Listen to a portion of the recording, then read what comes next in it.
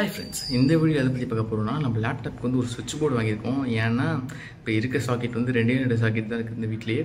அதனால் அது பத்தலை. ஒன்றில் வந்து குட் நைட் போட்டிருக்கேன், இன்னொன்றில் வந்து ஒரு சுவிட்ச் பாக்ஸ் போட்டிருக்கேன், இன்னொன்றில் வந்து லேப்டாப் சார்ஜர் ஸ்ட்ரைட்டாக போட்டிருக்கேன். அதனால் பத்தலை. அதனால் இந்த ஜங்ஷன் பாக்ஸ் வாங்கியிருக்கேன். எனக்கு தெரிய மாட்டேங்குது. தெரியுது.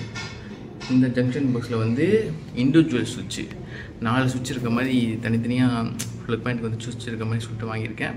சுவிட்சே எல்லாம் வாங்கினீங்கன்னா ப்ரைஸ் ரொம்ப கம்மி. இதோட ப்ரைஸ் வந்து பாக்ஸ் படி பார்த்தீங்கன்னா 870 ருபீஸ் போட்டிருக்கு. ஆனால் நான் அவங்க வந்து 500 ருபீஸ்க்கு வாங்கினேன்.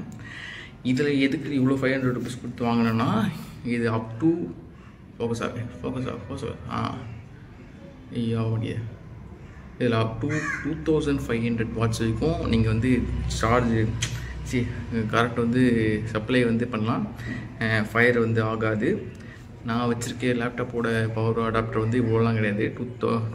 280 ப்ளஸ் அதோட சார்ஜராக, அப்புறம் ஃபோன் சார்ஜர் 120 வாட்ஸு, அப்புறம் இன்னொரு கவர்மெண்ட் லேப்டாப் சார்ஜர் ஒன்று, அதுக்கப்புறம் இன்னொரு ஃபோனோட சார்ஜர்.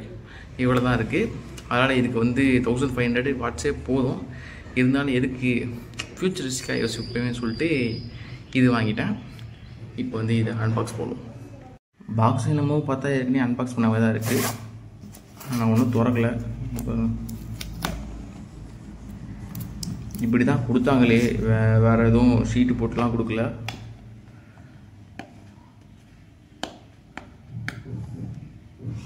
இப்போ வந்து திறந்துட்டேன். டேப்பு திறக்க முடியாதனால வீடியோ ஆஃப் பண்ணிட்டேன்.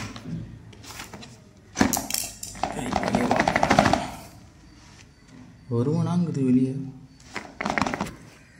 இதுதான் அந்த ஜங்ஷன் பாக்ஸு. லைட் எரியும்னு நினைக்கிறேன். இதுலலாம் இது வந்து யூனிவர்சல் சாக்கெட்டு. அதனால் நம்ம இப்போ எக்ஸ்டென்ஷனுக்கு அந்த பாக்ஸில் வந்து ஒரு யூனிவர்சல் சாக்கெட் யூஸ் பண்ணுவேன். இப்போ இனிமேட்டு யூஸ் பண்ண தேவையில்ல. இதுலேயே வந்து போட்டுக்கலாம். ஒயர் தான் கொஞ்சம் சின்னதாக இருக்க மாதிரி தெரியுது. 180 மீட்டர்ஸ்னு சொல்லிட்டு மில்லிமீட்டர்ஸ்னு சொல்லிட்டு போட்டிருந்துச்சு. எங்கடாது 1.8 மீட்டர்ஸ் கரெக்டாக தான் ஞாபகம் வச்சுருக்கேன். இதை வந்து இப்போ ப்ளக் பண்ணி பார்க்கலாம். சார்ஜ் ஏறுதா இல்லையான்னு எல்லாத்தையும் ஒரு ஒன்றா போட்டு பார்க்கலாம். ஸ்ட்ரைட்டாக லேப்டாப்பில் சொருகி பார்ப்போம்னா நம்ம ஃபோனில் சொருகி பார்ப்போம். இப்போ பார்த்தீங்கன்னா சுவிட்சும் போட்டேன். இங்கே வந்து ஆன் பண்ணி பார்ப்போம் வருதா இல்லையான்னு. எங்கடா சுவிட்சு? லைட் எரியுது, சார்ஜும் ஏறுது.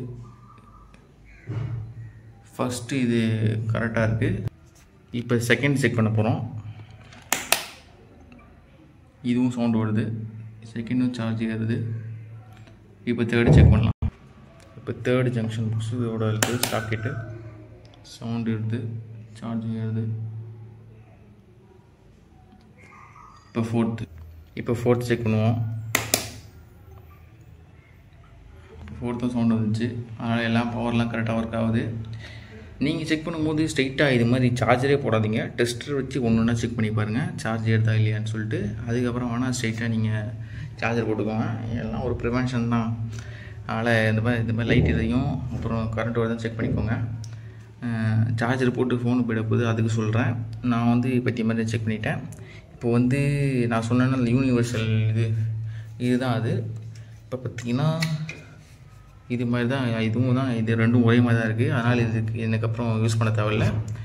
ஏன்னா இது வந்து இம்போர்ட்டட்னால இந்த வேறு ஒரு பின்னு வந்திருக்கும். இது வந்து யூகே பின் எதுவும் சொல்லுவாங்க, அந்த பின் வந்துருச்சு. அதனால தான் நான் அந்த இது போட மாதிரி இருந்துச்சு. இதில் இப்போ இனிமேட்டு நடுவில் ஸ்ட்ரைட்டாகவே போட முடியும். பார்த்திங்கன்னா தெரியும். நான் வேணால் அழுத்துறேன். 1 2 3